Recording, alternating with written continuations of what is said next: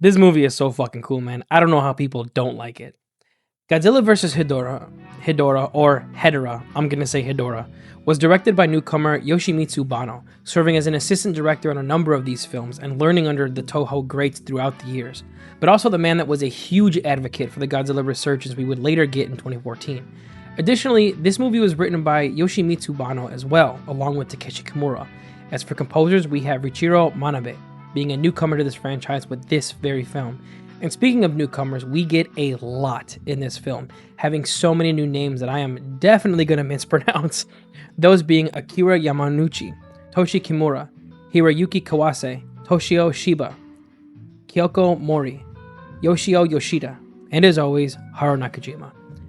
Not only does this film feel like a breath of fresh air, but it feels like the Godzilla movies of old, especially for this era. Being a movie that has a central message at its core, but being bolstered by the kaiju that it is presented alongside of it. And not only does Godzilla feel formidable in this film, but he feels like that older Godzilla too, being more aggressive and putting up a fight, in addition to having a formidable opponent in Hedorah. And not only is Hedorah a fearsome kaiju, I mean, look at this! This is horrifying! But he is also an alien creature from another planet, possessing the ability to feast on smog and pollution, growing in power and size as he does so.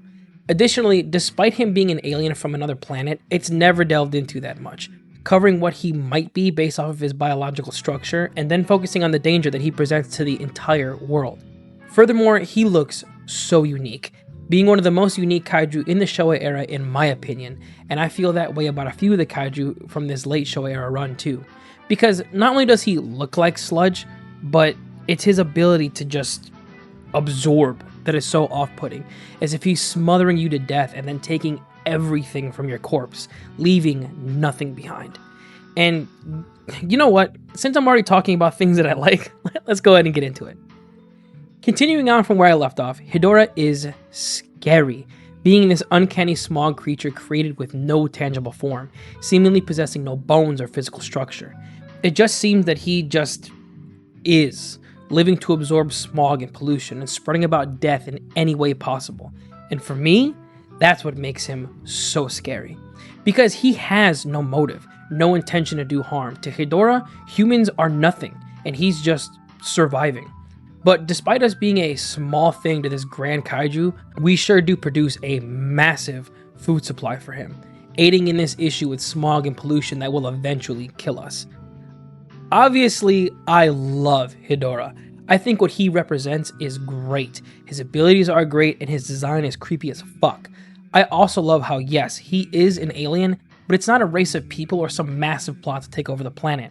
It's simply a creature that's hungry who has stumbled upon an embarrassment of riches for his food supply. Furthermore, having a monster that can kill anyone with toxic mist simply by flying is terrifying, immediately becoming a creature that is already the apex predator over any life form here on Earth. He's dangerous, he's creepy, and he's one of my favorite kaiju in this entire era. I can't say enough about him. Moving on from one kaiju to another, I want to talk about Godzilla. Firstly, this feels like the Godzilla of old, someone with a chip on his shoulder and a need to throw hands against a formidable opponent.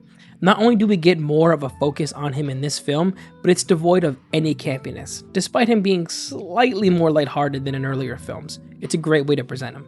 I also love that we see him struggle in battle too. Not only does this give Hedorah a nice rub in terms of being a formidable opponent and presents him as a fantastic villain, but it makes Godzilla a great underdog and presents him with this formidable odds that create real stakes for this film. We see him get harmed a lot too due to Hedorah's abilities, such as burns and wounds that appear on him throughout each battle. I love that this battle damage is a thing in this movie and it makes the conflict feel all the more real. I also love that we see Hedorah try to eat Godzilla on several occasions. It's gross and feels so ew, icky, gross. Like, imagine you're fighting someone and they start trying to eat you. Like, what the fuck? Furthermore, I also love that we see Godzilla needing to figure out how to fight Hedorah, having some punches literally go right through him and lots of his attacks being rendered useless because of this. It's a great conundrum to set our main monster in addition to keeping the stakes interesting for the audience. It just feels great all around and really keeps things interesting. Another thing I love about this film is the plot and scientific explanation in terms of what Hedorah is and what he can do. Not only does it remind me of the first Godzilla using science to define what this monster is and how they are able to exist in this form, but it feels practical in terms of what people would do in this situation, using science to discover the solution to this issue while also using it as an explanation for how this monster is existing. I also love that we get to see Hedorah's effect take place in real time too, affecting Dr. Taro Yano as this film progresses, slowly killing him.